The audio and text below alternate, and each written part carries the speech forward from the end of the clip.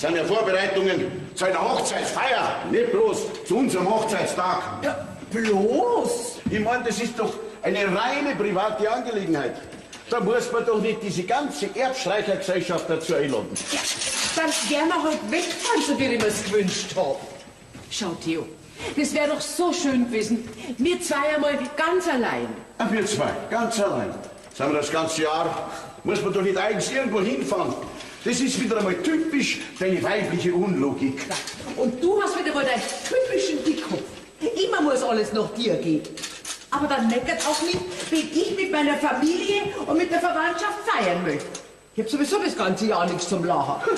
Ob du nach diesem ganzen Ramasuri noch was zum Lachen hast, das möchte ich aber bezweifeln. Ja, dann gern wir halt wegfahren in ein schönes Hotel. Jetzt geht das schon wieder an. Ich bin aber lieber daheim, da habe ich meine Ruhe und meine Bequemlichkeit. Basta. Du denkst immer nur an dich. Aber dass ich vielleicht auch einmal raus möchte aus meinen vier Wänden, das interessiert den Herrn Theo Semmlinger ja nicht. Ich mag aber nicht. Schau dir die fremde Umgebung und die fremden Leute. Ja, und ein fremdes Bett. Nein, ich mag einfach nicht. Und jetzt Ende der Debatte. Guten Morgen.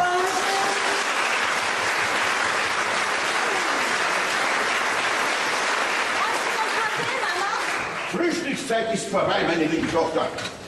Und falls du dich zufälligerweise schon gewaschen hast, dann ziehst du jetzt an, aber sofort. Wieso bist du so sauer, Papa? Frag deine Mutter. Gott sei Dank muss ich solche Familienaufläufe höchstens zweimal im Jahr durchstehen. Also gut, dann gibt's halt keinen Kaffee mehr. Das werde ich auch nur überleben. Lisa, du weißt doch ganz genau, dass der Papa das nicht leiden kann, wenn sie zum Frühstück nicht aus dem Bett kommt. Du lernst das aber auch nie. In der Küche draußen ist nur Marmeladenbrot und ein Kaffee. Oh, prima. Wo ist was, Mama?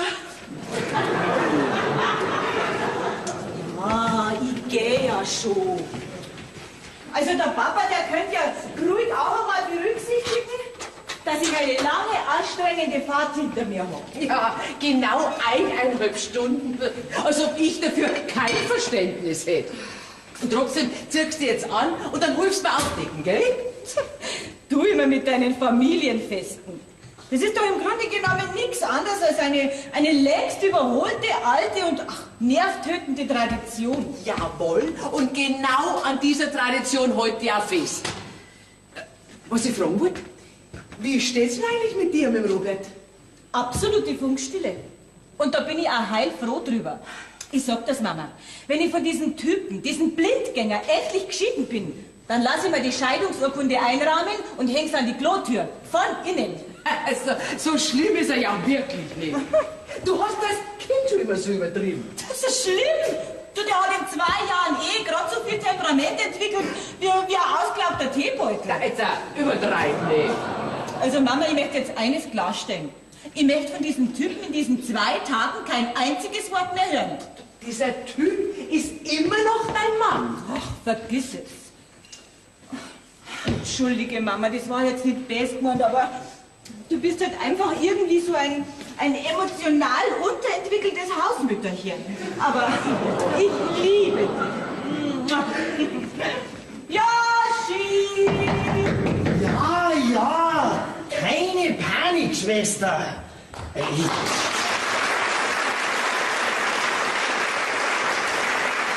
hörst ja schon in der Früh den totalen Konditionseinbruch. Den habe ich ununterbrochen, aber das interessiert ja keinen. Logisch. Kaffee ist auch keiner mehr da. Echt super. Da kehre ich nach Monaten wieder an die mütterliche Brust zurück und dann kriegst du nicht einmal ein Frühstück kredenzt. Logisch. Unser Meditationsjünger wird dir das Frühstück ans Bett serviert, gell? Aber die Zeiten sind vorbei, mein Sohn. Deine Mutter hat dich schon viel zu lange verwöhnt. Und dafür fahre ich volldepp 300 Kilometer. Und hab mir tatsächlich noch eingebildet, du freust dich vielleicht, wenn du deinen hoffnungsvollen Abkömmling wieder mal siehst. Aber nix.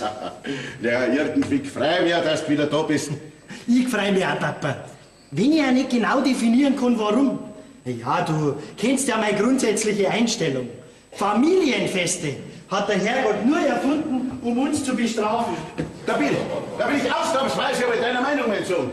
Familie ist so ziemlich die anstrengendste Gesellschaftsform, die es gibt. Ich verstehe sowieso nicht, wie sich die Mama sowas freiwillig antun kann. Wenn ich da nur an den total vertrottelten Onkel Adi denke, der reinste Horror. Weißt du was? Ich stell mich einfach tot, wenn's mir zu viel wird. Ah ja, das war zum Überlegen. Nein, du, also, 2 Dunkle im Haus, da ist die Mama überfordert. Sag einmal, warum vergesst ihr nicht einfach das ganze Theater mit dieser Einladerei und fahrt's einfach fort? Ja, ich kann das Ganze schon gar nicht mehr hören. Deine Mutter liegt mir seit Wochen damit in den Ohren. Sag ich doch, ich verstehe euch nicht, ehrlich. Wenn mir halt einer ein Ticket nach Tibet in die Hand drücken darf, ja, Rucksack zu und nix wie weg. Ja, was willst du denn in Tibet? Das ist nicht so einfach zu erklären, Pa. Was das musst du mental im Kopf verstehen. Verstehst? Na, War eh klar. Ich muss mein Zentrum finden. Geistig. in Tibet. Ja, wo sonst? Ja, logisch, ja, wo sonst?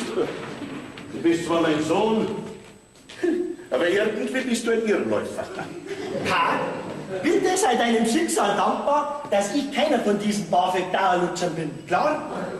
Irgendwann, da wirst du mich verstehen. Und dann nehme ich die mit nach Tibet. Versprochen. Ja, aber zuerst darf ich schon aus dem Keller ein paar Flaschen Wein holen, gell? Tibet, oder? Ich hab's fast befürchtet, dass du mir nicht erspart bleibst, Bruderherz. Sag einmal, bist du eigentlich immer noch auf deinem Tibet-Trip, hä? Setz die bitte schon hin, du wirfst dann Schatten. Hey, jetzt spuck schon aus. Was gibt's Neues von deinem noch-Ehemann? Hör bloß auf von dieser absoluten Null. Also, ich an deiner Stelle darf mir das überlegen. Du in deinem Alter kriegst bestimmt keinen mehr ab. Also sag einmal, wieso unterhalten wir eigentlich nur mit dir? Weil ich dein einziger und allerliebster Bruder bin. Ein Trost. Du allein schon im Hinblick auf die Tatsache, dass dich ja eigentlich gar nicht geben dürft. Du bist ja sowieso nur eine Empfängnisverhütungspanne. Daran wird's wohl liegen, dass mein Leben so eine permanente Schieflage hat. Ach geh, jetzt lass den Kopf nicht hängen, Joshi. Hm? Weißt du was? Jetzt fahrst erst einmal nach Tibet und dann wird's schon wieder, hm? Meischi. Gell? Freut euch recht, dass ihr wieder beieinander seid. Und wir? Mei. Wie schön habt ihr als Kinder immer gespielt miteinander. Ja, das ist schon lang her. Ja, ist das wahrscheinlich auch ein bisschen komisch ausschauen, wie wir heute noch mit Bauglötze und Kasperltheater spielen hatten. Lausbub. Mama, hörst nicht gleich auf. Jetzt hast du mir die ganze Frisur ruiniert. Okay. Und ich hab mir gedacht, du hättest die heute noch gar nicht frisiert. Salve, ich klingt mir aus. So, und du holst mir jetzt aufdecken, gell? Oh, sei mir nicht böse, Mama, aber irgendwie habe ich das Gefühl, als hätte ich ein ganzes Hummelgeschwader in meinem Kopf drin. Du, ich muss mich unbedingt noch mal ein bisschen hinlegen. Das verstehst du doch, oder? Natürlich. Legst dich heute hin. Schreist mir halt, wenn du mich brauchst, gell? Jetzt hätte ich dich braucht. Mensch, hoffentlich langt es. 3 Torten, 12 Stück sind... 36 Stück. Ja, und dann noch ein Marmorkuchen? Na ja, so viel werden sie dann doch nicht essen, oder? Ja, die Anni schon. Konnt sich noch erinnern, wie es letzte Jahr nach 7 Stück Torte schlecht worden ist? Ja, und dann hat sie 5 Schnaps kippt. Ja, und dann ist sie vom Stuhl kippt. Dann war wenigstens eine Ruhe. Ach, Theo, wir werden zu überstehen, gell? Aber natürlich, wenn man diese ach so geliebte Invasion übersteht. Aber Dora, kannst du mir vielleicht einen einzigen vernünftigen Grund sagen, warum wir die ganze Bande einladen, wenn wir alles bloß überstehen müssen? Ja, das kann ich schon. Weil du nicht mit mir weggefahren bist. Aber jetzt, Das war jetzt aber schon ein bisschen fest. das war auch Absicht. Also, wenn das jetzt schon die Tante Anne und der Onkel Adi sind, dann 3 durch. Ja, und wenn das deine Schwester Ida ist, dann 3 durch. Ja, die liebe Ida ist schon da. Ist doch mal wieder eine Unverschämtheit. 3 Stunden früher herkommen. Meine Liebe!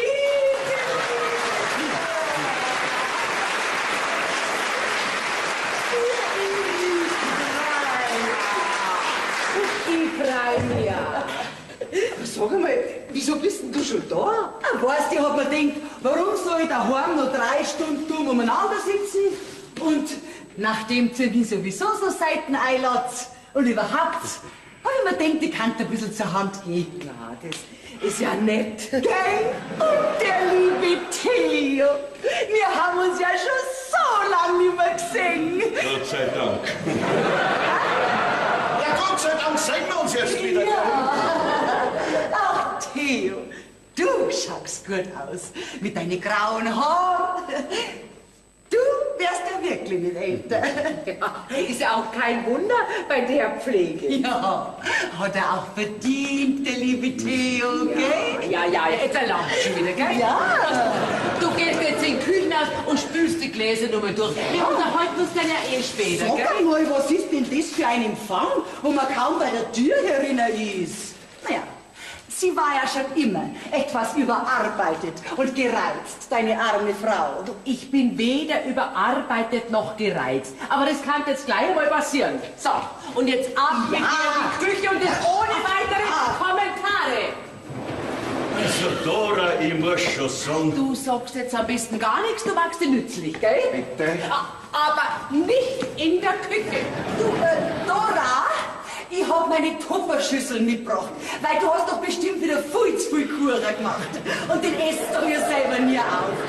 Also bist so nett, du hast mir ein bisschen was auf Zeit gelegt. Was sagst du jetzt da? Ja, deine Schwester. Da ich ja nicht mehr in die Küche darf, gehe ich jetzt in den Garten deine Rosen gießen, wenn es erlaubt ist. Lieber Gott, lass diesen Tag an mir vorübergehen.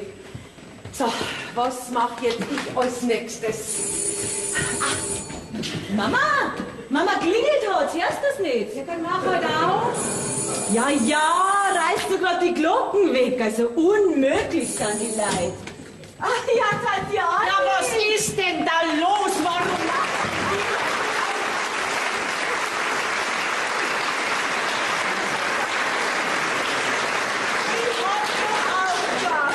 Liebe Tante Anni. Was ist denn das für ein tatschiges, zuckriges Schneckerl? Gefragt doch nicht, kaum bei der Türe schon wieder so tappig. Das ist die Lisa. Lisa, kenne ich nicht. Ah doch, jetzt streift mich eine Erinnerung. Bist jetzt du schon endlich verheiratet, Lisa? Nicht endlich, Onkel Adi. Leider immer noch. Aber Gott sei Dank nicht mehr lang. Weißt, wir streiten uns nämlich ununterbrochen. Okay, streiten die jetzt hier? Ja, und warum heiratst du dann nicht? Gib dir gar keine Mühe, Lisa. Hoffnungslos. Du, trag mir bitte schön den Korb im Küchenhaus. Ja, Tante Anni. Ja, was schleppst denn du da alles an, ha? Ja, gelbe Rüben und sonstige Rohkost. Weil deine Mutter hat sicher wieder vergessen, dass sie kein Wurst und kein Fleisch isst. Sie isst nur noch Rüben und Körner. Drum ist sie auch immer so krantig, gell? Gell, Manni? Du! Aber jetzt hätte ich einen Riesendurst. Weißt, weil in dem Bus, da war so eine trockene, staubige Luft, gell? Und du kennst ja meinen Wahlspruch. Wenn dir Wasser nicht schmeckt, dann sauf einen Sekt. Das überlebe ich nicht. Und du reißt dich zusammen, gell? Da, wie ich mir's denkt hab. Ja, der Staub ist nicht erst von gestern. Mit Putzen hat es ja noch nie gehabt, die Dora. Ich weiß gar nicht, was du hast. Mir gefällt's da. Dir gefällt's doch überall, was zum Saufen gibt. Aber ich warne dich heute zurück. Ja, sowieso. Überhaupt haben wir die da so kleine Glasel, schau her. Da musst du so aufpassen, dass du das nicht verschluckst, nicht? Du, eine Frage. Warum sind wir eigentlich da? Weil die Dora und der Theo Hochzeitstag haben. 100-mal habe ich dir das doch schon gesagt. Gell, hab ich doch Stimmen gehört. Die Tante Anni. Grüß dich. Und der Onkel Adi sind auch da. Ja, wir sind auch da. Wer ist denn Sie? Aber der Onkel Adi, du wirst mich doch kennen. Ich bin die Schwester von der Dora. Die Ida. Seit wann hat denn die Dora eine Schwester? Mir sagt ja keiner was. Mach einfach da nicht hin, Ida. Der Mensch redet nur nach Schwachsinn den ganzen Tag. Wer bist jetzt du gleich wieder? Die Ida. Die Ida. So was war noch nie da. Aber gut schaust du aus, Ida. Warst du mal wieder auf einer Runzelranch?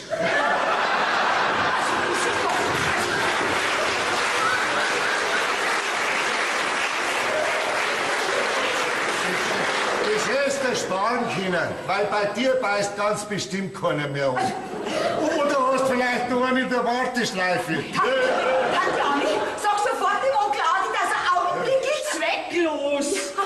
Die Tante Anni und der Onkel Adi. Grüßt euch gut. Grüß dich gut. Ihr wollt gar nicht kommen hören. Dabei haben wir fast die Glocken weggerissen, gell?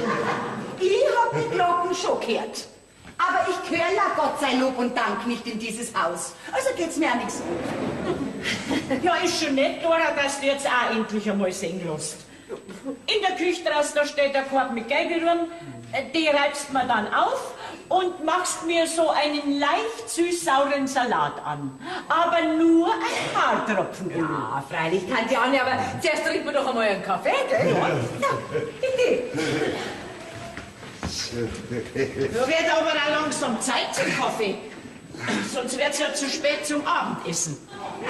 Und sicher hast du wieder nur so fettige Sahne- und Cremetorten backen, ha?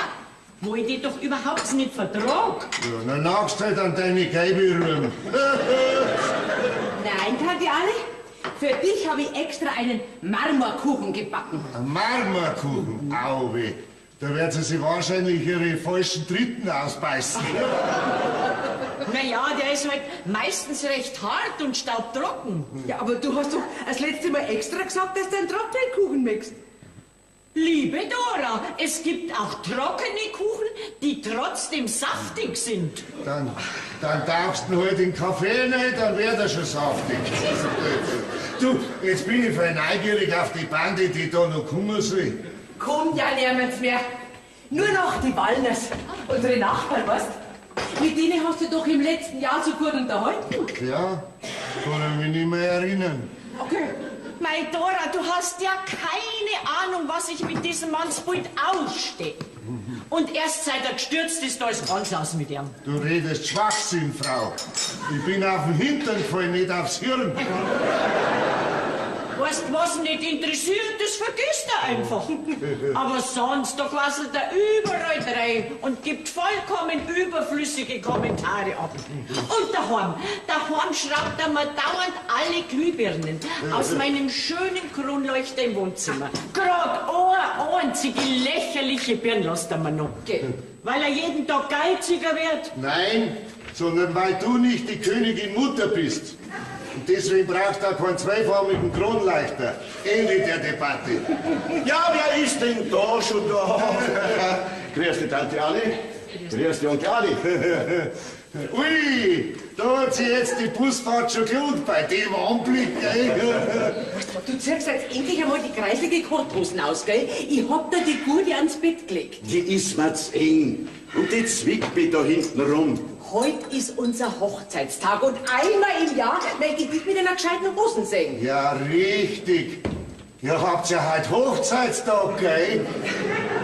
Wie lange seid ihr jetzt hier schon verheiratet? Schon viel zu lang. Mach doch, was du willst.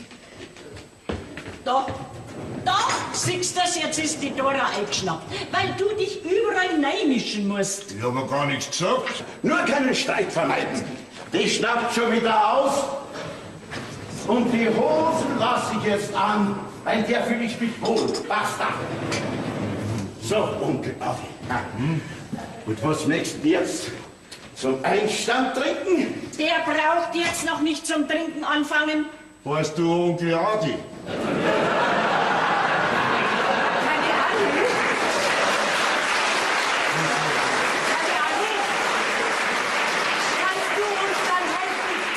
Kannst du uns dann ein bisschen helfen, Platten herrichten für unsere Gäste am Abend, gell? Ja, geht zu. Dann sind nämlich 3 beleidigte Weibsen in der Küche. Das Jungfräulein Ida ist auch beleidigt. Bloß weil ich gefragt habe, ob sie wieder einmal auf einer Runzelrentsch war. Also, Onkel Adi, die Ida war doch noch nie auf einer Schönheitsfahrt. Das sieht man.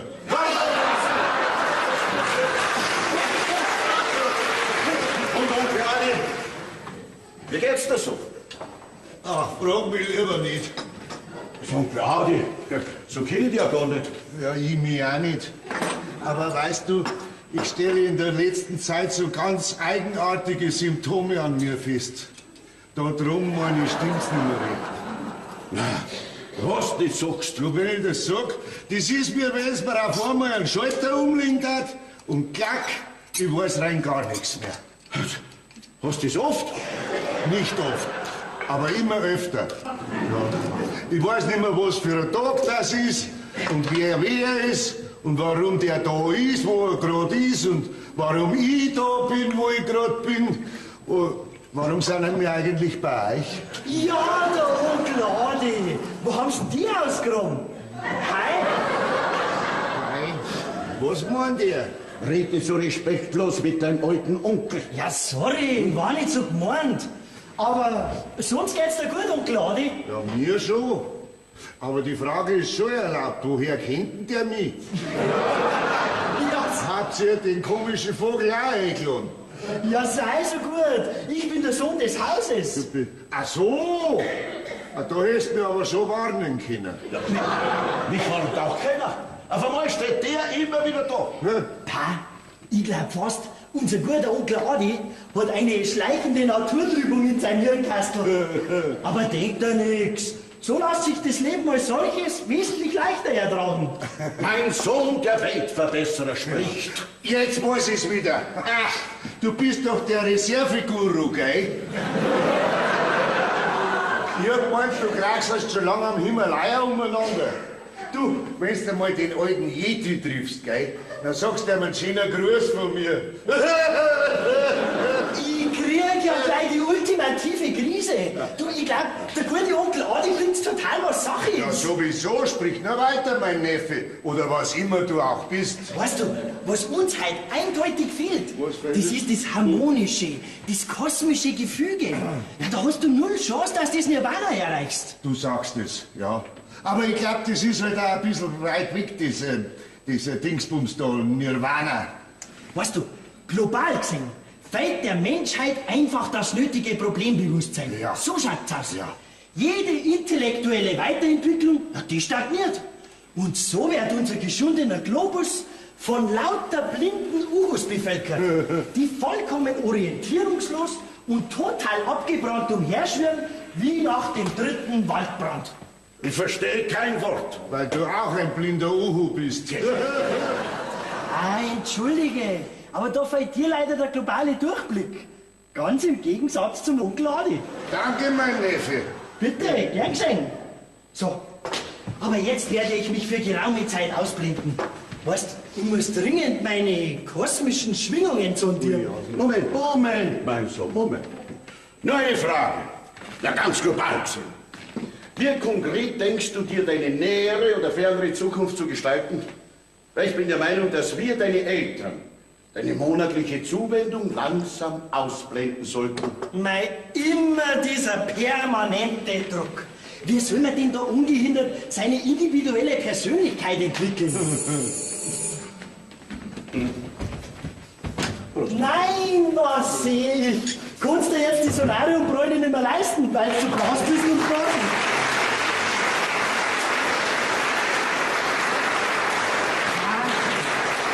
Eine große Freude wird dich erwarten.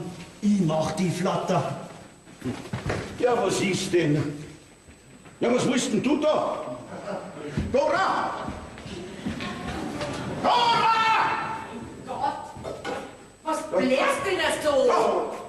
Ja, der Robert, grüß dich Gott. Ja. Komm da rein. Grüß Gott und vielen Dank für die Einladung, ja.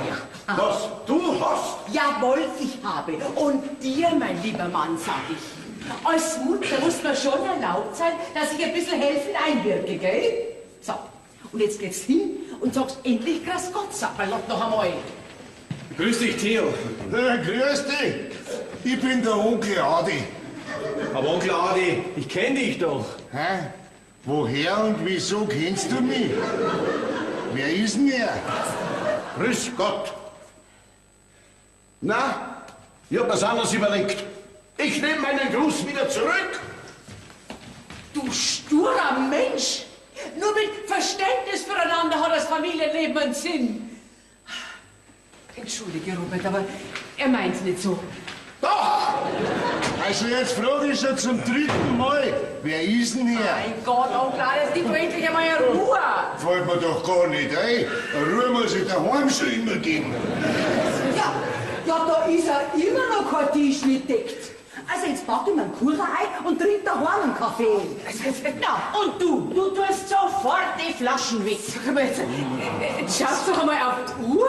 Es ist doch noch voll zu früh zum Kaffee. Ja, da ist ja auch der liebe, vergessene Schwiegersohn. Ja, jetzt ist schon wieder gut, gell? Das wird die Liefer aber freien. Ich hol's gleich, gell? Du musst jetzt gar nichts, du sitzt jetzt endlich einmal hin. Nein! Leg jetzt am Tisch. Da jetzt endlich einen Kaffee hol. Und mach mal nicht immer so Vorschriften. Ich glaube, es ist besser, ich gehe wieder. Nein, das kommt gar nicht in Frage, Robert. Du setzt dich jetzt doch her, gell? Mama, jetzt geht's los. Ach, ich brauch dringend einen Kaffee, aber einen starken.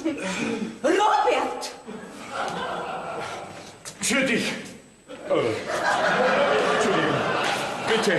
Hab ich dir nicht unmissverständlich und hundertmal gesagt, ich will dich nie mehr im Leben sehen. Nie mehr! Wieso kommst denn du erst jetzt?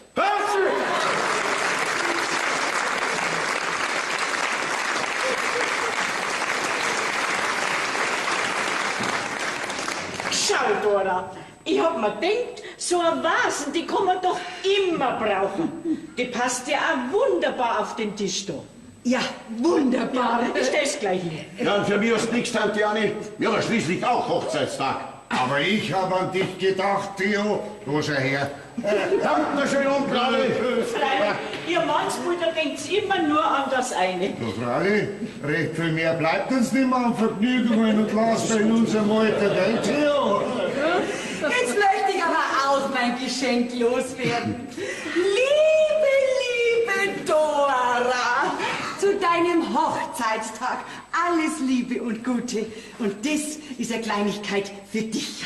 Was ist das auf jeden Fall einmal keine? Na, das ist eine eigenhändig gearbeitete Handarbeit. Und ich hab mir gedacht, das Deckerl, das darf wunderbar unter die Vasen passen. Soll ich gleich hinlegen? Nein. Was haben wir, die Semlingers, eigentlich mitgebracht? Die haben doch schon alles. Ich weiß bei mir drin. Weil du schon was weißt. Danke schön, Ida, aber du hast mir doch die letzten Jahre schon Bäcker in alle Größen gehäkelt. Ich weiß ja schon gar nicht mehr, wo ich es nur hinlegen soll. Dann halt nicht. Es gibt genügend andere dankbare Abnehmer. Na, ich freue mich ja wirklich. Komm, leg's hin.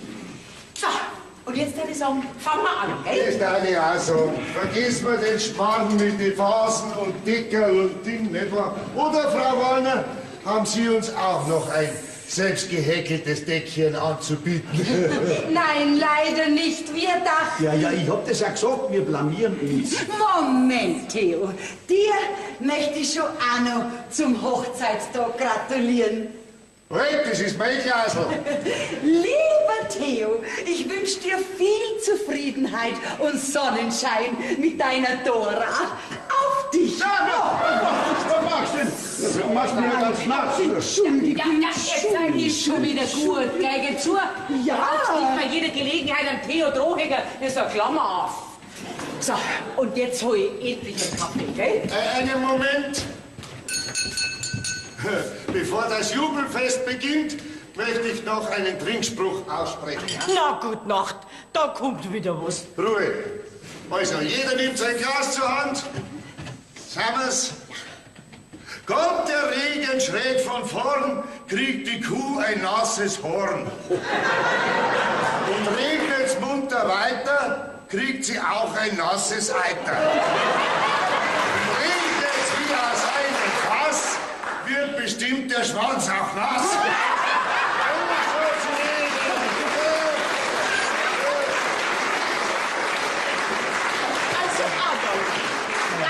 nächste Mal bei solchen Feierlichkeiten, da lasse ich die ganzen bis daheim.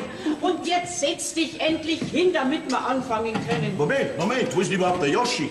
Ah, der sitzt schon seit 2 Stunden mit verschränkten Füßen im Schlafzimmer wie ein Fiaker. Also Onkel Adi, wenn dann schon verkehrt. So wie du. Ist der auch koffeinfrei, Frau Semplinger? Aber selbstverständlich, Frau Wallner. Wir sind doch jetzt alle in dem Alter, wo wir ein bisschen aufpassen müssen, gell? Joschi! Herrgott, jetzt wird's höchste Zeit, dass du reinkommst. Aber ein bisschen flott, gell? Nee, ist doch die Lisa und der Robert auch noch nicht da. Also noch länger warte ich jetzt wirklich nicht mehr. Ich fange jetzt an. Ja, eine Familie ist doch was Schönes. Gell, liebe Frau Semplinger? Ja. Das sagst doch du auch immer, Wolfi. Jetzt sag halt auch was, Wolfgang. Ja, aber die meisten wissen es ja gar nicht zu schätzen, gell? Natürlich ist eine Familie was Schönes. Mit kleinen Unterbrechungen, gell? So, jetzt greift's aber dann zu, gell? Das muss alles weg. Und so feine Kuchen. Haben's die alle selber gebacken?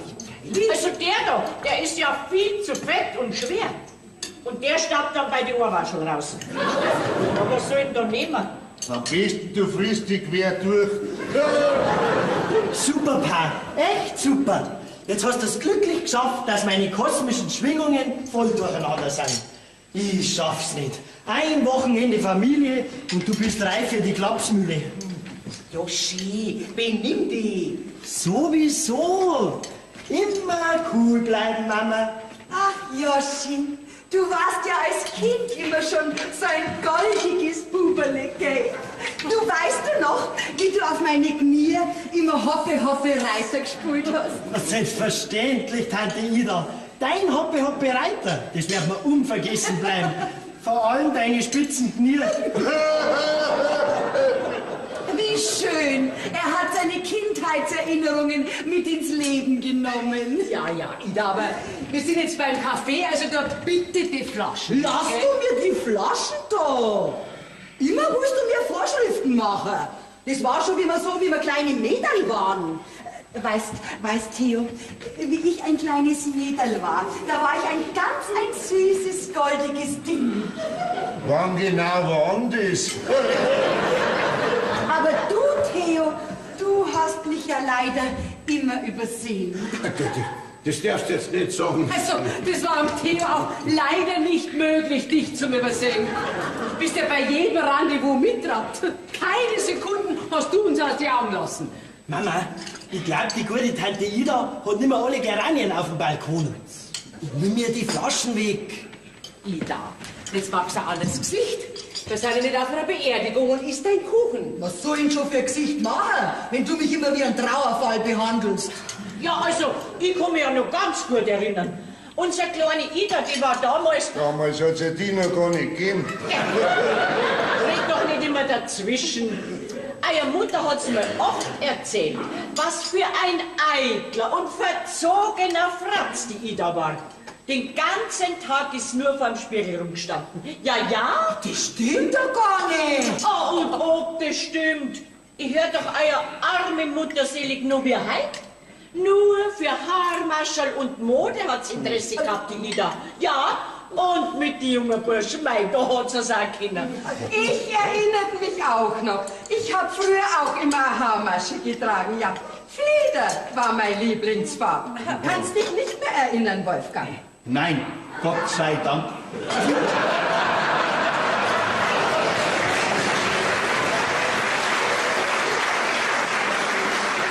Tante Ida mit dem Haarmascherl. Echt stark. Aber denkt ja nichts, Tante Ida. Mir gefällst immer noch. Ihr seid wie immer ganz gemein zu mir. Tante Ida, das bildest du bloß ein. Wir alle lieben dich. Gell, Mama? Denk an meine Worte. Das gibt halt ein fetziges Familiendrama. Aber vorher, da seile ich mich ab, das glaubst. Geh, Mama, wirf mir doch bitte nur ein Stück Kuchen aufs Teller.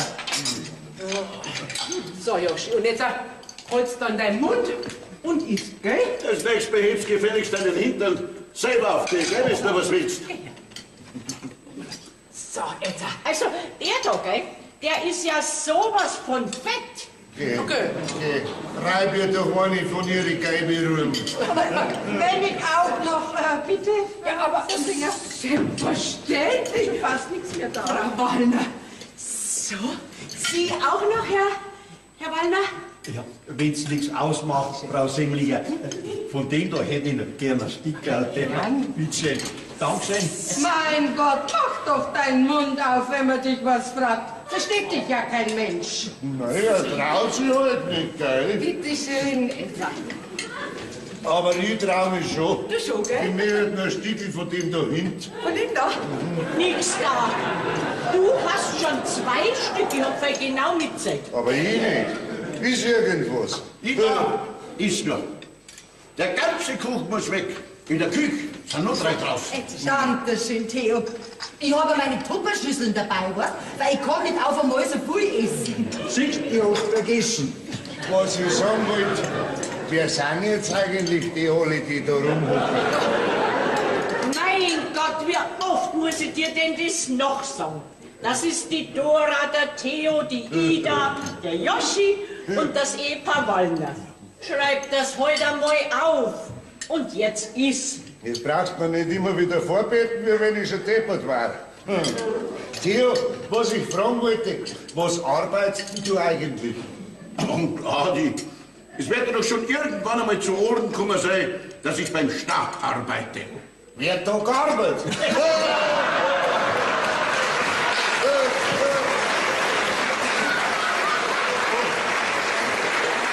was arbeitest du da? Ja, ich opfere mich quasi auf für den Dienst am nächsten. Jesus, dass es nicht vergisst, Jo. Nächsten Dienstag müssen wir unbedingt im Baumarkt, gell? Da gibt's günstige Gartenmöbel. Ich schaff's nicht, Mama. Du bist ein echter Stimmungskiller. Super machst du das. Wie du so mühelos das Thema wechselst. Pa, bleib cool. Was dir fehlt, ist eine transzentrale Bewusstseinsebene. Und du stehst über so hirnlose Meldungen. Ja, ja, die heutige Jugend. Auf den Mund gefallen sind's nicht. Ne? Vielleicht wäre das ein Ausweg, Tibet. Ja, das lässt aber sauber bleiben, gell? Dass du noch weniger daheim bist. Tibet soll ja sehr schön sein in Tibet, ja. Habe ich neulich im Fernsehen gesehen. Aber da laufen sie ja alle in so komisch rote Vorhänge gewickelt umeinander. Ich glaube, das tät. Nein, das wird mir nicht stehen. Das sind Mönche. Meinst, ich weiß das nicht? Mönche sind auch Männer. Leider zu weit weg.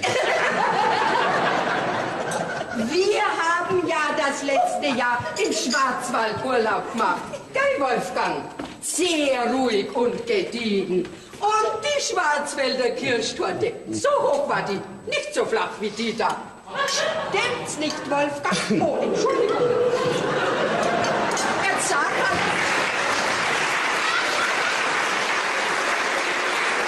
Jetzt sag mal auch was, sitzt nicht immer da wie ein Stockfisch. Ich horch zu. Aber es ist unhöflich, wenn man sich so gar nicht an der Unterhaltung beteiligt, gell?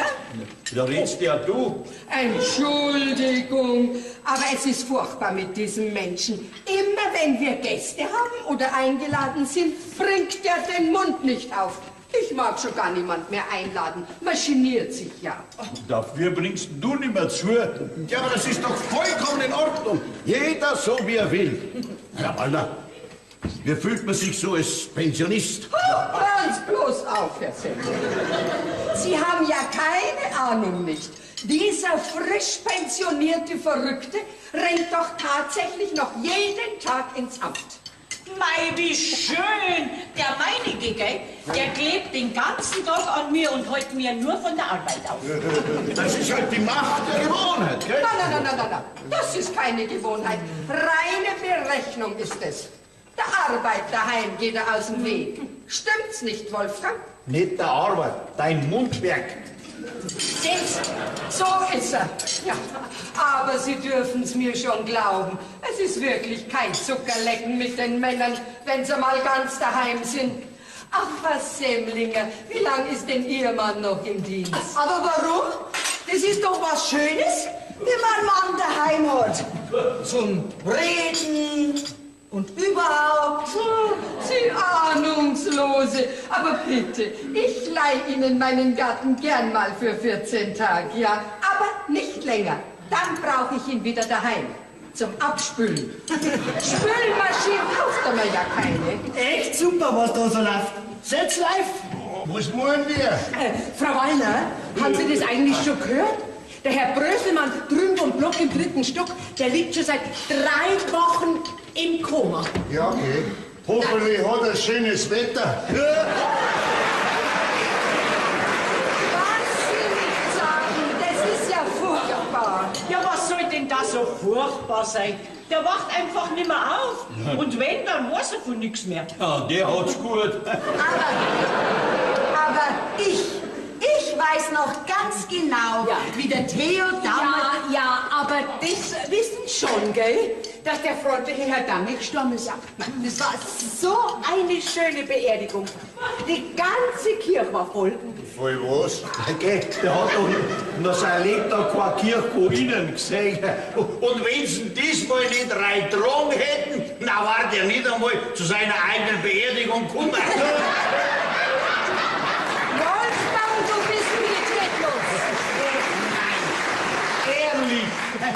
Ja, das stimmt. 3 Männer habe ich begraben. Ja, die musst erst einmal gießen. Da rennst du den ganzen Sommer rennst nur mit der Gießkanne rum. Ich wollte eigentlich vorhin noch was sagen. Ja, lasst halt der Ida einmal was sagen. Ich wollte sagen, dass ich noch ganz genau weiß, wie der Theo damals... Tante Ida, falsch verbunden. So? Wir haben gar nicht telefoniert. Du, Tante Ida, was immer du jetzt sagen willst, sag's lieber nicht. Und dann hätte ich noch einen heißen Tipp für dich. Krall dir doch endlich irgendeinen Typen. Das war für dich die perfekte Problemlösung. Probleme habe ich ja gar nicht. Höchstens ein ganz kleines. Ja, jetzt reicht's aber. Warum? Tante Ida, ein Vorschlag. Klingelt doch einfach einmal bei der Telefonseelsorge an. Ja, die haben immer einen guten Rat und ein tröstendes Wort auf den Lippen. Telefonseelsorge! So schlimm ist es auch noch nicht. Jetzt bist du aber stark, gell? Hat noch jeder? Nehmt 2, gell? Kaffee und Kuchen? Hat noch jeder, gut. Jetzt wird's aber langsam Zeit, dass die Lisa und der Robert erscheinen. Jetzt lass doch in Frieden, wenn sie sich vielleicht gerade versöhnen. Was, so lang? Ja, das tut mir ja überhaupt nicht. Und womöglich noch im Schlafzimmer. Bei uns ist das immer viel schneller gegangen, gell? Da hörst du's, liebe Frau, für was du Vorschub leistest. Schäm dich. Ja, aber auch. Jetzt schau ich mal, was die machen, gell? Tante Ida. Was ist denn? Nix erstmal. Auf die werden sie auch gerade warten, gell? Lisa, jetzt kommt doch endlich zum Kaffee. Jetzt muss ich diesen Blindgänger da auch noch ertragen. Jawohl. Pa, du musst dich langsam an den Gedanken gewöhnen. Was Besseres wird unsere Teenager-Spätlese nicht mehr an Land ziehen. Hey, und denk doch mal, wenn's ganz dick kommt, dann zieht dein Töchterl mit Sack und Pack ins elterliche Nest zurück. Dann zieh ich aber aus. Leo, um Gottes Willen, doch nicht bei unsere Gäste. Die müssen ja denken, Wunder, was wir für schlechte Familienverhältnisse haben. Was? Wer hat da mit wem ein Verhältnis? Frau Semlinger, wenn's nichts ausmacht, von dem hätte ich gern noch ein Stickerl. Ja. Warum machst du eigentlich keine so guten Kuchen? Was ist los? So, bitteschön, Herr Wagner. Stopf doch nicht alles so maßlos in dich hinein. Denk an dein Cholesterin. Morgen wieder. Ja, die waren ja gar nicht im Schlafzimmer. Warum hat denn dann das Versöhnen so lang gedauert? Bei uns ist das immer rucki zucki gegangen. Du bist nicht gleich stark. So, Kinder, jetzt sitzt euch her, gell? Danke, liebe Schwiegermama. Aber ich glaube, jetzt wäre der richtige Augenblick für eine Erklärung. Ja, das kannst du sparen. Ihr lauft auseinander, lauft wieder zusammen und das in regelmäßigen Abständen. Ja, der stumpft mir langsam ab. Also Papa, jetzt lass doch Herrn Robert auch einmal was sagen. Na, ich hab schon noch was zum Sagen. Eine ganz große, protzige Hochzeit hat es ja sein müssen. Alles, was Rang und Schulden hat sich auf meine Kosten im Bauch vollgeschlagen. Aber das interessiert ja nicht mehr.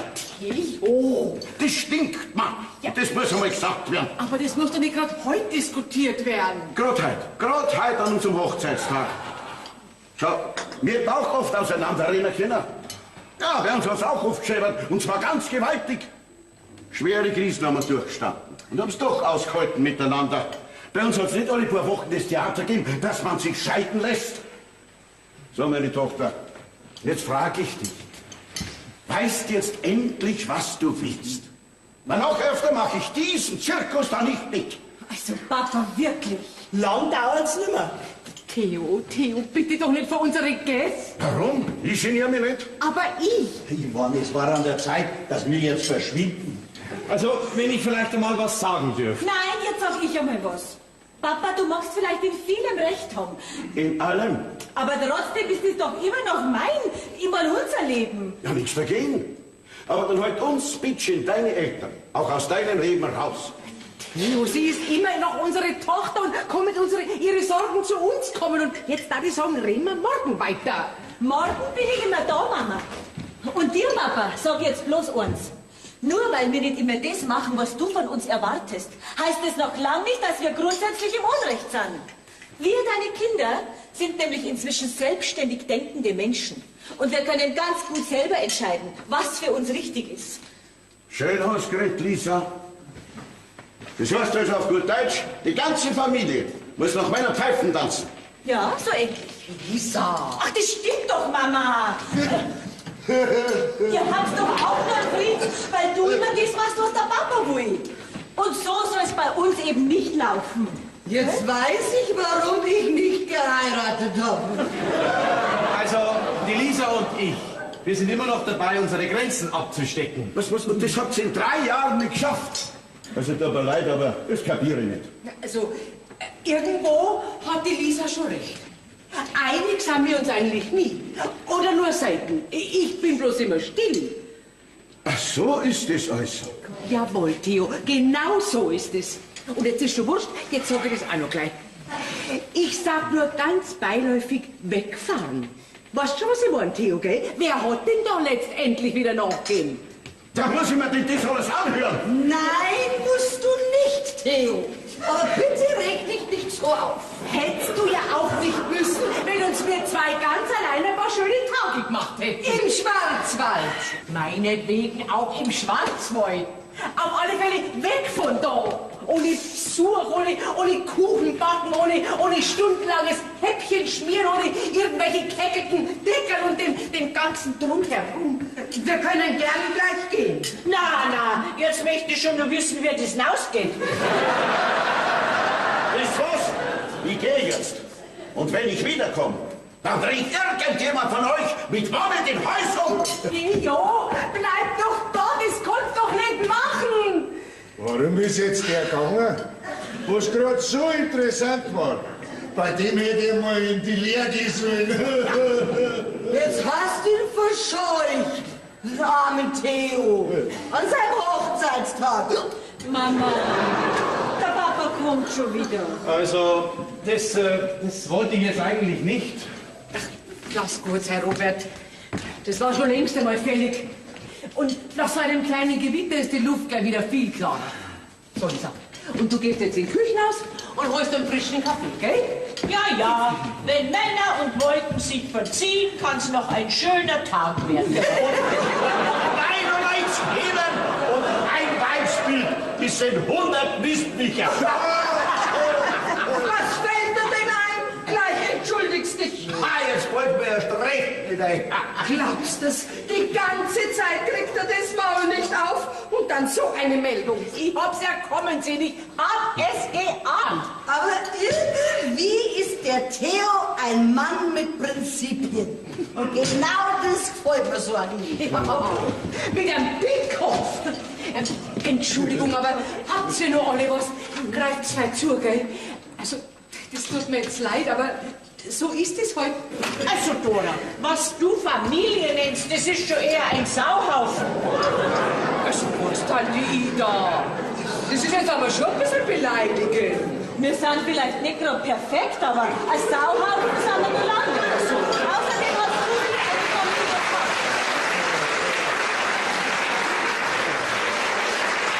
so holst du dein Wenn wir das so unmittelbar miterleben, kann man direkt froh sein, wenn man keine Kinder hat, gell? Obwohl wir immer gern welche gehabt hätten. Gell, Wolfgang? Und obwohl wir immer wieder probiert haben, gell? Früher, Moni. Jetzt weniger. Eher gar nicht mehr. Mein Gott, ja, aber halt doch deinen Mund! Aber ich mein, ohne Kinder ist halt die Familie doch irgendwie ein bisschen ohne Sinn, gell? Danke, Mama. Eine großartige Aussage. Also ich finde das ungehörig, wenn Eltern sich von den Kindern sagen lassen müssen, was sie zu tun haben. Das ist doch keine Erziehung. Ja, wo kann man denn da hin? Also, was ich eigentlich sagen wollte ist, die Lisa und ich, wir machen unsere Fehler. Aber wir bemühen uns wirklich einen Weg zu finden, der uns ein Zusammenleben in Harmonie ermöglicht. Mein nicht sehr geschätzter Nachschwager. Hör endlich auf mit diesem Harmoniegeschwafel. Ja, du liegst nicht mehr im Trend. Aber wenn ich mir die so anschaue, wundert mich das eigentlich gar nicht. Was hast denn du für ein völlig veraltetes Betriebssystem im Hirn? Na, ich muss aber schon bitten. Komm, lass dir das satt sein. Das funktioniert halt nicht mehr. Heute kannst du als Mann nur auf dem Selbstverwirklichungstrip überleben. Sonst machen dich die Weiber nieder, platt, verstehst? Schau's dir doch alle an, diese aufgeblasenen Tussis. Die arbeiten doch permanent an der Entmystifizierung des männlichen Geschlechts. Die wollen uns so klein haben, dass wir unter einem Fingerhut Platz haben. Ja, null Chance. Also glaubst das, Mama? Ich hätte ihn genauso dick, wenn er nicht mein Bruder war. Jetzt hau er doch einmal endlich an ihn runter, dem Depp. Gott, Kinder, jetzt hört's doch auf, das bringt doch nichts. Na, streit's nur weiter. Das ist ja hochinteressant. Außerdem hat der Bub recht, weil den Fingerhut, den kenn ich auch. Du sagst jetzt besser nichts. Naja, also ganz so Unrecht hat der Joschi gar nicht. Soll das vielleicht heißen, ich mach dich fertig und arbeite auch an deiner Entmystifizierung? Vielleicht unbewusst. Na, nicht unbewusst. Wenn, dann schon bewusst. Also wenn du so von mir und unserer Ehe denkst, dann kannst du gleich wieder schleichen. Gott, doch nicht schon wieder. Gottes Willen. Schatz, beruhig dich doch. Wir diskutieren doch nur. Ach Gott, was für eine anregende Diskussion. Wie schön. Mein Gott, ihr armen Männer. Ihr habt ja kaum eine Überlebenschance. Weißt du was? Am gescheitsten ist, du fährst gleich mit dem Joschi nach Tibet. Dann könnt ihr euch miteinander selbst verwirklichen. Gute Reise! Wenn der mir mein Ticket zahlt, kann er von mir aus mit. Das hast du jetzt davon, dass du immer so saudumm daherreden musst. Selbstverwirklichung. Als ob ich mich jemals selbst verwirklichen hätte können. Ja, selber schuld. Ich fahr mit dir nach Tibet, Joschi. Ich muss mich selbst verwirklichen. Genau das ist der springende Punkt. Wir Frauen sind doch die Unterdrückten. Und das schon seit ihr in grauer Urzeit die Keulen geschwungen habt. So, eine kleine Zwischenfrage. Gibt's die Keulen im Baumarkt? Und Heilwahnsinn, es müsste immer noch so weitergehen. So schaut's nämlich aus. Lisa, hab ich dich jemals unterdrückt? Probieren tust das auf alle Fälle immer wieder. Aber da beißt er bei mir die Zähne aus. Mein Gott, Kinder, jetzt fangt doch in Gottes Namen nicht zum Streiten an. Der Mama, die sind doch schon mittendrin. Jetzt sind wir ja glückselig wieder am bewussten Punkt angekommen. Sie konnten zusammen nicht kommen. In einer Ehe muss man nachgeben. Jeder. Man muss Kompromisse schließen. Faule. Nachgeben ist ja in Ordnung. Aber warum denn immer ich? Du hast mir ganz vergessen, wie oft ich schon nachgegeben habe. Hä? Ja, typisch. Naja, sie hat wirklich keinen Zweck mit uns. Tut mir leid, liebe Schwiegermama, aber du siehst das ja selber. Deine Tochter. Was heißt denn da deine Tochter? Du bist doch einmal wieder derjenige, der nicht nachgibt. Keinen Millimeter. Ja, immer muss er recht haben. Hab ich auch. Ich bin ja auch schließlich ein Mann. Schönen Tag noch allerseits. Ein aufgeblasener Macho bist! Da geht er hin. Und du bist an allem schuld! Robert! Schwester! Denk doch an das, was du gerade vorhin zur Mama gesagt hast. Der kommt schon wieder. Der soll sich bloß unterstehen. Ich will dich nie mehr im Leben sehen. Haben wir jetzt nicht gestritten miteinander? Ja, was denn denn sonst? Ein schönes Familienfest. Und so harmonisch. Da ist mir dann doch lieber, wenn du an unserem Hochzeitstag ins Wirtshaus gehst und kartelst. Habt ihr das alle gehört? Jetzt weiß ich, warum ich mich zur Jungfräulichkeit entschlossen habe. Jetzt gehe ich den Theo suchen. Dass jetzt so eine Feier nie, aber auch nie friedlich verlaufen kann. Hat sie dir alle vergessen, was für ein Tag heute ist? Der Tag, an dem die seelischen Mülltonnen geleert werden. Mama, die letzten 20 Jahre hätten dich doch eines Besseren belehren müssen. Aber du lernst das nie. Du gibst einfach nicht auf. Nein, ich gebe auch nicht auf. Wir sind und bleiben eine Familie, ob wir wollen oder nicht. Und wir halten zusammen durch dick und dünn und wenn's noch so kracht und scheppert. Das hast du jetzt gut gesagt, Dora.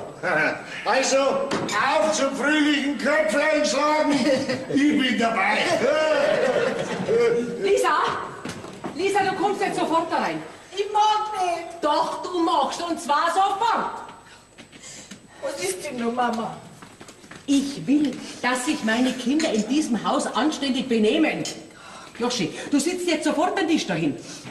Und ich will, dass du dich, Lisa, auch daher sitzt und endlich deinen Kuchen isst. Keine Widerrede. Ich will, dass ab sofort Friede und Eintracht herrscht, Herrin. Das wird doch in Gottes Namen für ein paar Stunden möglich sein. Das ist heute das Fest eurer Eltern. Und ich habe euch eingeladen in der Hoffnung auf ein paar schöne, unbeschwerte Stunden. Ich habe mir viel Arbeit gemacht. Ich wollte jedem von euch eine Freude machen. Also will ich auch, dass ihr euch anständig und ein bisschen dankbar erweist und mir nicht den ganzen Tag versaut. Das ist doch in Gottes Namen nicht so viel verlangt. So, jetzt fällt mir nichts mehr ein. Mama!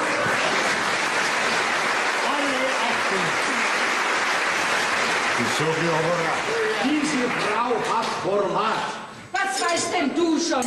Meine liebe Dora, herzlichen Glückwunsch zu deinem Hochzeitstag und zu deiner wundervollen Familie.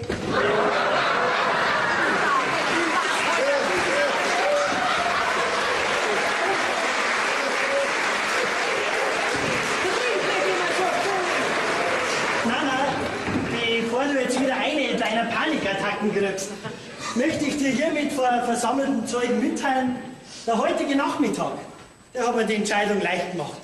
Ich kaufe mir ein Ticket und fahre nach Tibet.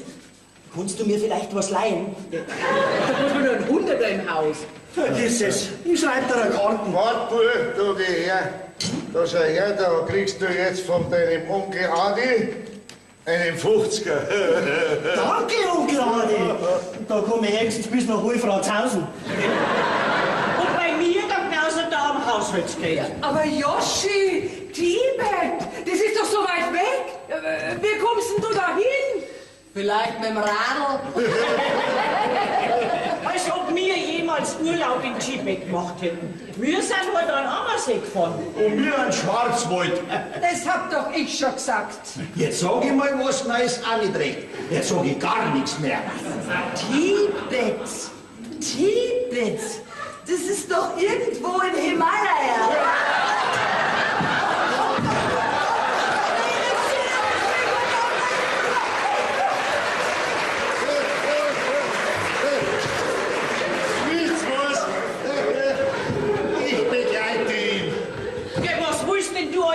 In Tibet. Nicht nach Tibet, nach draußen. Weil ich muss mir jetzt die Füße vertreten. Sonst kriege ich einen Wadelkrampf in die Knie. Also, wir wollen dann auch. Komm, Wolfgang, steh auf. Die Semlingers wollen jetzt gewiss ins Bett. Nein, um Gottes Willen, Frau Walter, bleibst doch da. Ihr habt doch noch was zum Abendessen gerichtet. Ich habe jetzt unbedingt keinen. Jetzt tu halt nicht so scheinheilig. Hat der so vorhin nicht gesagt, hoffentlich gibt's bei denen was Gescheites zum Essen, weil wir nichts daheim haben. Also, halt deinen Mund. Ich weiß gar nicht, mir ist jetzt irgendwie so komisch. Ich glaube, das ist der Kreislauf. Nein, das ist schon der Wein. Ja, der Wein ist gut. Wieder darf ich Ihnen meinen werten Arm bieten? Und ich darf wieder allein ausstolpern. Du sagst es. Typisch.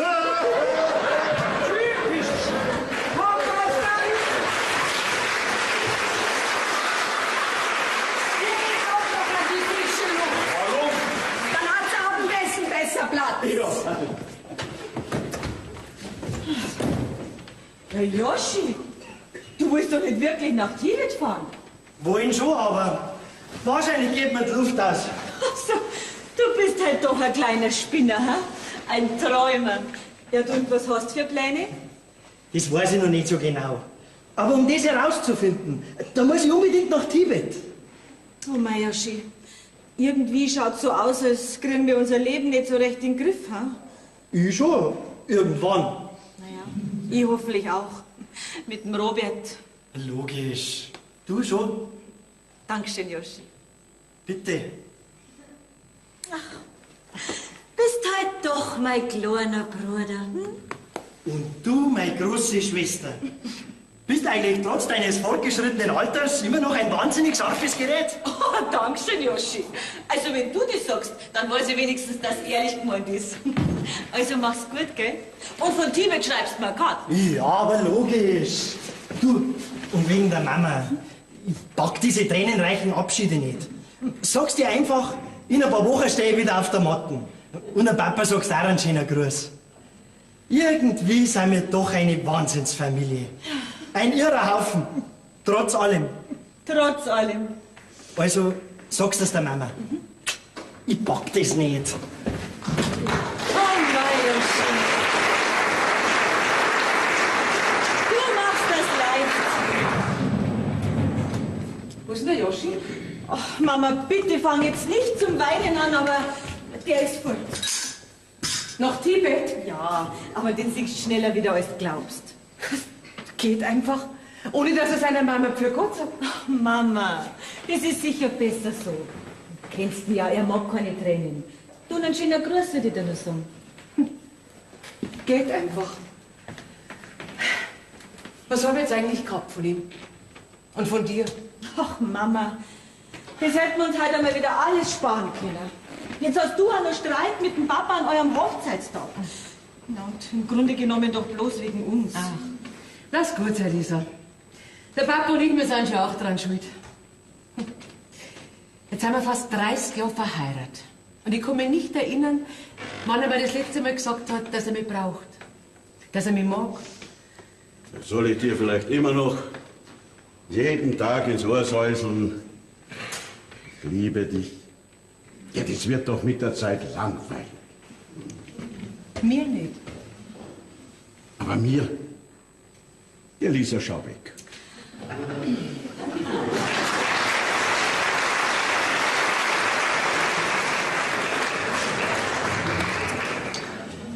So, bitteschön. Ah, da traut man sich ja gar nicht zugreifen, so appetitlich wie das aussieht. Da haben Sie sich aber viel Arbeit gemacht, Frau Semmlinger. Jetzt wird's nicht so krampfhaft höflich, esst's lieber. Krieg ich einen klitzekleinen Eierlikör? Ja, so eine Wurstplatten passt doch kein Eierlikör. Da wird er ja schlecht. Schlecht ist mir schon, so kann ich aber trinken. Sowieso als Wurst. Hoffentlich reicht die Wurst, wo ich meine Tupperschüsseln dabei habe. Bin neugierig, wie das mit deiner Schwester heute noch endet. Krieg ich jetzt endlich mein Eierlikör? Lisa, gib dir in Gottes Namen ein Glasl. Kommt denn dein schöner Mann, der Robert, heute nimmer? Ich glaub nicht, Tante Ida. Schade. Aber weißt du, das ist so ein nett... Lass die Flaschen wieder da. Das ist so ein netter, hübscher Mensch. Und du bist so garstig zu ihm. Trotzdem, Prost alle miteinander. Wie lang seid Sie eigentlich schon verheiratet? Das ist ja gut. Seid's Nasmann? Ja, passen's noch auf, Sie Saudumsquacks! Lisa! Mein Gott, naja. Das schöne Kleine, das geht ja nie wieder raus, diese Flecken. Mais weg, mir hat der Felsen noch nie gefallen.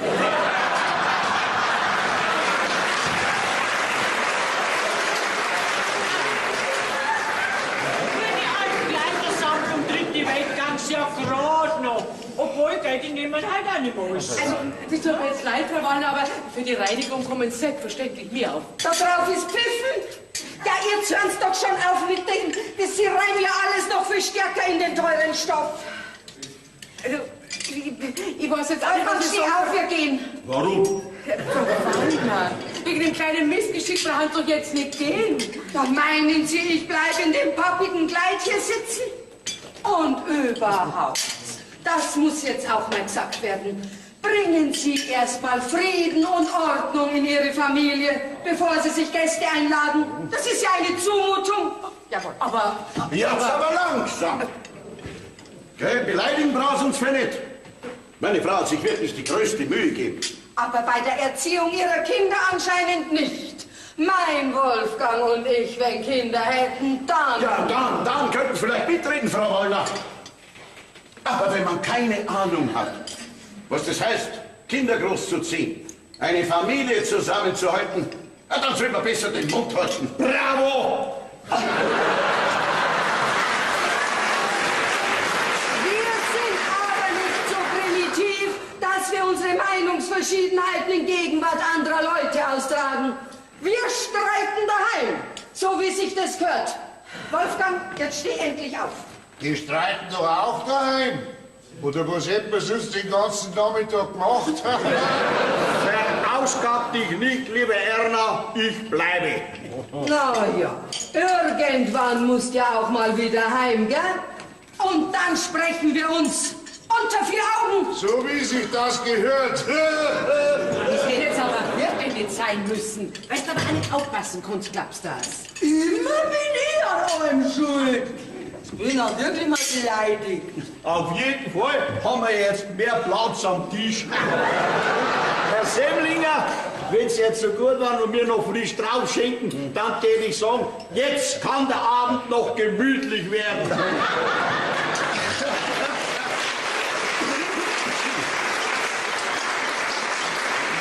So viel in einem Stück habe ich Sie noch nie reden hören, Herr Wallner.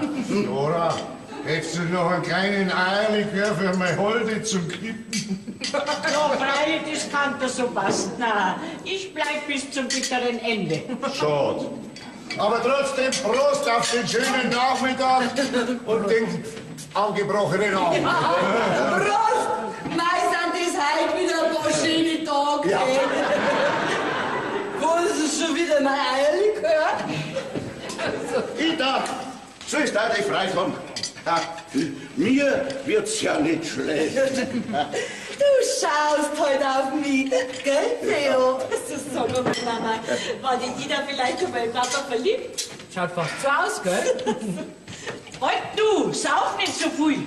Ja, lass mir doch mal Ruhe, alte Quasselstrippen. Möchtest du einen Streit? Ja, gern, wenn's du meinst. Tu mir mal die Streichwurst her. Sonst noch was wolltest du selber? Streichwurst, aber Dalli. Ja, sag einmal, spinnst denn du jetzt? Ihr werdet doch jetzt nicht zum Streiten anfangen. Warte gerade, ich geb das Geld. Nein, sie soll sie mir reichen. Da kannst du lang drauf warten, du alter Depp. Jetzt mir gut. Wenigstens im Moment. Streichwurst, hab ich gesagt, wird's bald. Ja, gibt's denn sowas auch? So, Mama, schau doch mal, wer die Tante Ida den Papa anhimmelt. Du, da musst aufpassen. Geh bei der Ida doch nicht. Sag das nicht. Die hat einen ganz beträchtlichen Alkoholspiegel. Da wird man bekanntlich enthemmt. Ja, da wird sich der Papa dann schon noch wehren können. Ja, gegen was und gegen wen soll ich mich wehren? Na, sag einmal, wo hast denn du die Wurst gekauft? Warum schmeckt's da nicht? Nein, die Salami, die ist auf jeden Fall total versalzen. Ja, ich werd's am Metzger ausrichten, gell? Hat sonst noch irgendjemand irgendwelche Beschwerden? Die Streichwurst ist sagenhaft. Dann gibst mir eine. Tut mir leid, ich muss es selber essen. Du Geschirrter Büffi, du Geschirrter. Ich weiß nicht, mir ist heute irgendwie so komisch. Ich glaub, irgendwie ist mir schlecht. Ida, das kommt davon. Komm zu mir, Theo. Zu deiner Schwägerin. Immer bist du so weit weg. Wo was du so selten sehen. Also Ida, ich bin doch die ganze Zeit da. Aber jetzt muss ich für Nachschub sorgen. Nein, jetzt kommst du zu deiner lieben Ida und setzt dich ein bisschen her zu mir. Ja, oh. Sag einmal, Ida, was soll denn jetzt das? Was das soll? Du bist doch nur schuld, dass ich so einsam bin. Was redest du da, wieso denn ich? Ja, du! Du bist daran schuld! Schau doch nur, wie ich dastehe. Sitz wie eine einsame Bergfichte. Wie der saure Regen der Wüste. Jetzt kommt Tante Ida. Jetzt gehen wir mal ein bisschen an die frische Luft. Ja. Nein, ich will nicht an die frische Luft. Ich hätte den Theo wollen. Dass du es nur weißt, du Schwester, du Überflüssige, du. Ida! Nix Ida! Immer hat die Ida parieren müssen. Nie hat die Ida sagen dürfen, wie es da drin, ganz innen drin in ihr ausschaut. Aber jetzt sag es dir. Und jetzt sag ich's allen an, alle sollen es hören. Theo, wann immer du mich brauchst, ich bin für dich da. Tut mir leid, Ida, aber ich hab schon eine Frau und die reicht mir.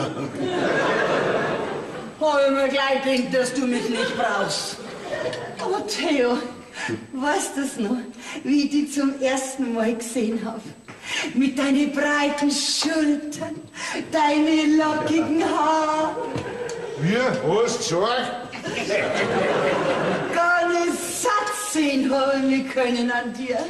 Ida, was redst denn du da? Ich hab ja gar nichts gemerkt davon. Du hast ja nie was gemerkt, weil ich dir immer egal bin. Aber der Theo, der hat's gemerkt, gell? Wie? Aber was soll ich schon gemerkt haben? Ida, sei doch still, du weißt doch gar nicht, was du redest. Das scheint mir jetzt aber nicht so. Selbstverständlich weiß ich, was ich rede. Ich weiß noch ganz genau, wie du mich an einem lauwarmen Sommerabend heiß geküsst hast. Was? Nehmt ihr doch die Flaschen weg, die fantasiert ja schon. Na, Ida, trink nur, komm.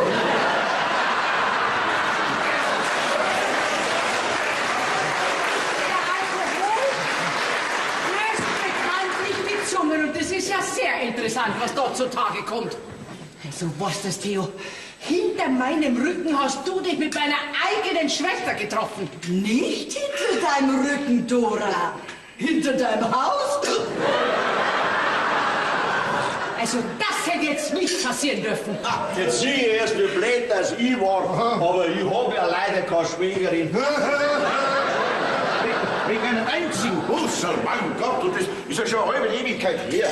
Ja, da tun sich ja Abgründe auf. Pfui Teufel. Busserl? Das war ein leidenschaftlicher Kuss. Der brennt mir heute noch auf die Lippen. Schaut's, Dora. Leider nur ein einziger. Ah, hast du das gehört? Nur ein einziger. Mein Gott, das ist doch gar nicht der Rede wert. Also Papa, schankst du den jetzt gar nicht? Nein. Was, Theo? Das verzeih ich dir nie. Jetzt werden wir mal wieder dramatisch, gell? Das haben wir ja schon lange nicht mehr gehabt. Beleidige du meinen Theo nicht. Deinen Theo. Nimm mal mit, kannst mich schon haben. Ja, du hast ja so einen Mann gar nicht verdient. Immer meckerst du nur an ihm rum. Du hast ihn mir gestohlen, jawohl. Du hast dir meinen Traum erfüllt. Und mir ist nichts geblieben. Die ist hackedicht, eindeutig. Aber so ein bisschen Suppe war manchmal recht abwechslungsreich. Da schafft's doch endlich dieses besoffene Frauenzimmer raus. Das ist ja direkt widerlich. Ja, komm, Papa, ich hol's dir. Oh Gott, wieso ist mir auf einmal so schlecht? Ja, Wieso ist mir so schlecht?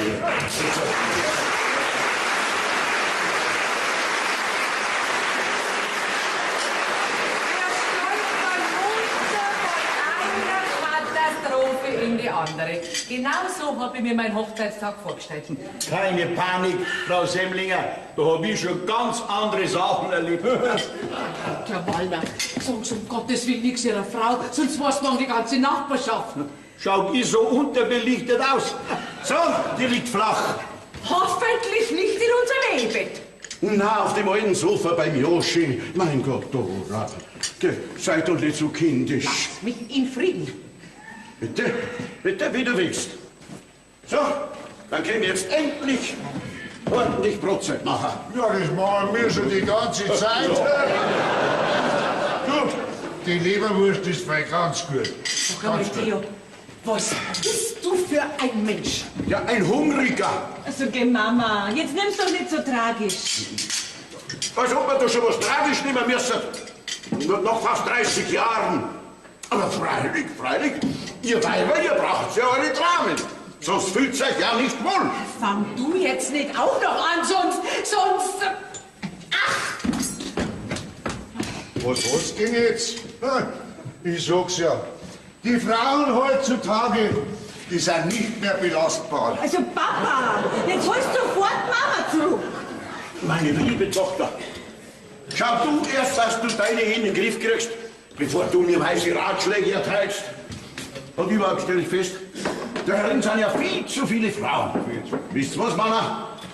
Wir gehen in die Küche.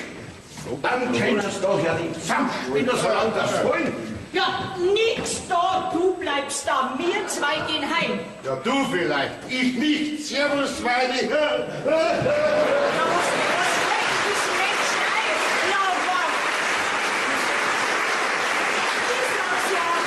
Eine wirklich nette Familienfeier ist es mal wieder. Oh, das wird jetzt die nette Erna sein, die ihren unfolgsamen Wolfi wieder abholt. Ja, was willst denn du schon wieder da? Lisa, sag jetzt einfach bitte mal gar nichts. Du, ich sag dir jetzt nur...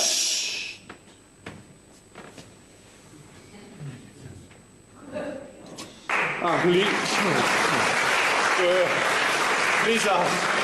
Lisa, wir waren ja so dumm. Was, wir? Ja, du schon auch. Du hast ja recht, Robert. Ja. Sag einmal, warum klappt denn das nicht mit uns zwei? Es klappt schon noch, wir dürfen bloß nicht aufgeben. Ich bin ja so froh, dass du noch mal herkommen bist. Ja? Naja, sonst hätte ich dich geholt. Zurück in unsere Wohnung. Wirklich? Jetzt schau gar mal, dass in Schwung kommt. Lass mich aus. Ja, war das jetzt nicht? Theo! Ja. Dein Schwiegersohn ist schon wieder da. Ja, was, wir wo? Ja, wo? Da hinten sind sie gerade verschwunden. Womöglich nur im Schlafzimmer. Lisa, schau sofort, dass du rauskommst. Mein Gott, hat man denn in dem Haus überhaupt keine Privatsphäre? Wenn du eine Privatsphäre willst, dann gehst heim in deine eigene Wohnung. Und genau das, lieber Schwiegervater, das machen wir jetzt auch. So, und für wie lang diesmal? Für immer. Bis zum nächsten Mal. Theo, ich verspreche dir heute, ich werde alles dran setzen, dass deine Tochter mit mir glücklich wird. Naja, aber trau dich und schick mir's noch mal zurück, gell? Mach's gut, Lisa. Endlich, hä? Danke, Papa. Ach du, die Mama rufe ich an, gell? Und bitte sei nett zu ihr. Für die. Was ich immer sag. Vergeht sie, vergeht sie. Liebe Tante Anni, leider gehörst du auch zu diesem Pack. Ja, Moment einmal. Ich bin nur angeheiratet. Oh, ich gehör dazu. Das war das letzte Mal, dass ich dieses Haus hier betreten habe. Ja, und auch das letzte Mal, dass wir dich eingeladen haben, Tante Anne. Ja, aber wenn du zufällig kurz vorbeischauen willst, ganz kurz nur, dann bitte. Da hast du den Taschenschnecker für die Gut. Adolf, auf! Irrtum, Adolf, sitz!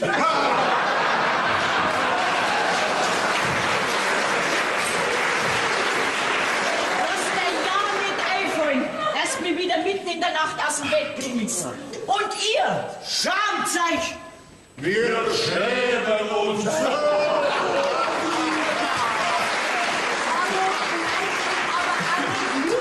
Ist so schlecht. Ich will bitte heim. Soll ich die begleiten? Ja, warte, ich bring sie heim. Du tust gar nichts, gell? Ich will bitte Ja, aber die folgt uns doch in unserem Goldfischteich. Ja, dann der Sauber halt. Ist ja eh wurscht. Also, ich wünsche euch noch ein schönes Fest und frohe Weihnachten oder was sonst noch.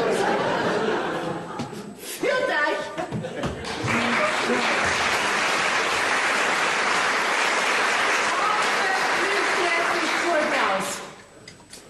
Ja, und wie schaut's jetzt mit uns aus? Gut, bestens. Dann ist ja recht. Der Robert war noch mal da. Ich weiß, Die Lisa ist mit ihm heimgegangen. ich weiß, Ja, vielleicht gibt's da doch noch Hoffnungen, ha? ich weiß. Ja, wenn man mein Gott, wenn du schon alles weißt, warum lass mich dann so viel reden? Hab ich dich noch was gefragt? Nein, Also, dann red mich heute bitte nicht mehr an. wie du willst. Aber morgen darf ich schon wieder was sagen, gell? Danke, ich weiß Bescheid. Auwe, Zwick. Ja, Chef, dann könnte man eigentlich noch einen Schafkopf tun, ha? Jawohl, ja. Ja, mei, ich weiß halt nicht so recht. Bitte, tu dir keinen Zwang an. Ist ja nur unser Hochzeitstag. Ja, ich hab halt einfach keine Lust mehr. Ja, jetzt seid ihr kein Spielverderber. Jetzt, wo schon zünftig ist. Ich will doch nicht heim zu meiner bissigen Alten. Gar nicht. Ihr habt ja gar keine Ahnung. Meine Allerwerteste, das ist ein Kratzbürsten. Meine liebe Schwester, das ist ein Reibeisen. Und meine Schwiegermutter ist ein Besen. Ist ja optimal. Dann passt ja ein Waschlappen wunderbar dazu.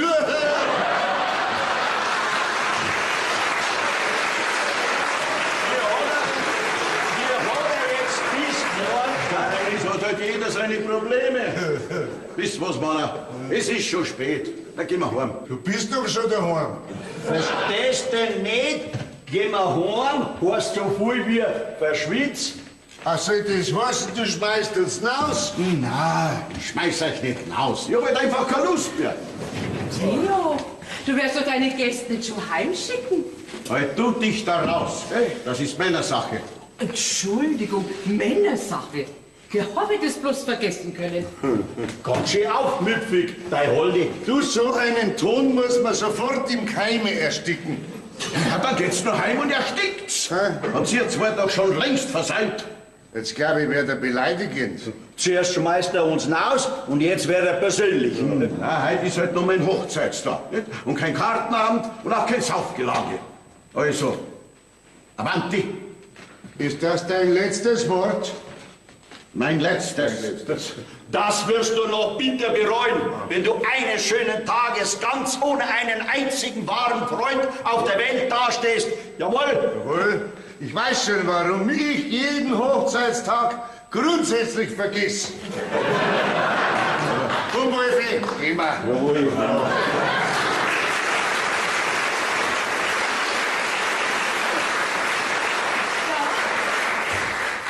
Sind sie jetzt endlich alle weg? Ich hab's nicht eingeladen. Ja, ich weiß es. Ich bin wieder mal schuld. Wer denn sonst? Ja, weißt du, es halt jedem immer recht machen willst. Aber bei so einem zusammengewürfelten Haufen wird dir das nie gelingen. Schau, Verwandtschaft hin, Verwandtschaft her. Jeder von denen hat noch einen anderen Vogel. Vielleicht lernst du das einmal. Du hast mir's Haferl ausgeschüttet, nicht die anderen. Nein, deine Schwester Ida, gell? Leider nicht mehr ganz nüchtern. Hat diesen alten Schmarrn da wieder ausgeräumt. Dora, merkst du es nicht selber, dass das direkt lachhaft ist? Eine Eifersuchtsszene nach so vielen Jahren. Weiß ich, was damals wirklich passiert ist? Und später vielleicht auch noch? Und warum hast du mir denn nie was gesagt davon? Das war doch gar nicht der Rede wert. Naja, ein bisschen wird dir das schon aufgefallen haben, dieser leidenschaftliche Kuss. Ja, ich habe gemerkt, dass mich deine Schwester ein bisschen anhimmelt, nicht? Ja, manchmal hat's mir direkt leid getan. Damals hätte ich das ja noch verstehen können, aber wenn ich dir jetzt so anschaue... Was soll das heißen? Ich bin ja nicht mehr attraktiv genug. Sagen wir mal so. Ich hab mich an dein kleines Bierbäucherl, An deine grauen Haare und an deine sonstigen kleinen Schönheitsfehler einfach schon gewöhnt. Ja, wenigstens ein bisschen was. Ich möchte jetzt auch mein Geschenk endlich an dich loswerden. Ist der echt? Na, aus dem Kaugummiautomaten. Theo, du bist ja verrückt. Aber ich habe schon noch eine Überraschung für dich. Was noch, Manni? Ja, aber ich habe mich doch für den Ring noch gar nicht bedankt. Dazu werde ich dir zur gegebenen Stunde schon noch ausreichend Gelegenheit geben. Ja? Das sind ja Flugtickets. Ja, richtig? Hey, du musst zugeben, ich habe mich dieses Jahr direkt überschlagen, um dir frei zu machen. Mein Gott. Eine zweitägige Reise für 14 Personen. Unter. Theo, du bist ja wahnsinnig. Wo du doch immer gesagt hast... Ja, aber das war doch reine Strategie. Darum bin ich doch immer so narrisch geworden. Wirst du immer wieder in das gleiche Loch gestürzt hast, dann waren wir doch weggefahren. Ich wollte dich wirklich überraschen zum Hochzeitstag. Bist zufrieden mit mir? Theo, verzeih mir alles, was ich über dich gesagt habe und erst, was ich gedacht habe. Ja, ich will es gar nicht wissen. Bist ja doch der Allerbeste. Jesus, das ist ja schon in 2 Tagen. Das schaff ja ich nie. Dora, du schaffst alles. Weißt du, Dora, was mir klar geworden ist? Alle miteinander, wie es da herin rumguckt sind, durch die Bank, sind's alle hoffnungslose Spießer. Meinst du? Ja, aber wenn das unsere Familie ist, dann wären ja wir logischerweise auch Spießer. Ja, aber mir doch nicht. Obwohl sie heißt, gleich und gleich gesellt sich gern. Eben. Und drum muss ich mir schon noch ganz genau überlegen, ob ich die schönsten Wochen des Jahres mit einem Spießer verbringe. Ich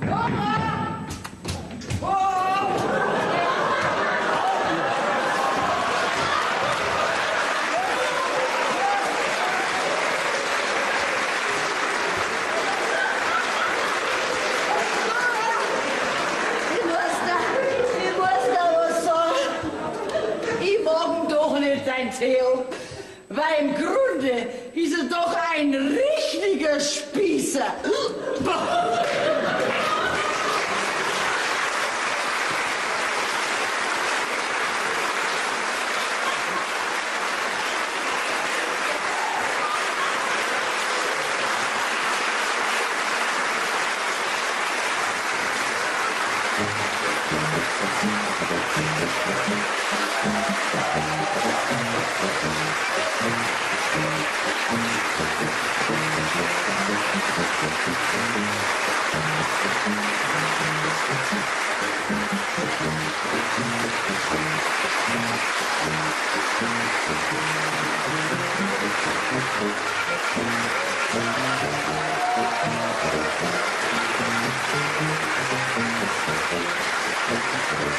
Thank you.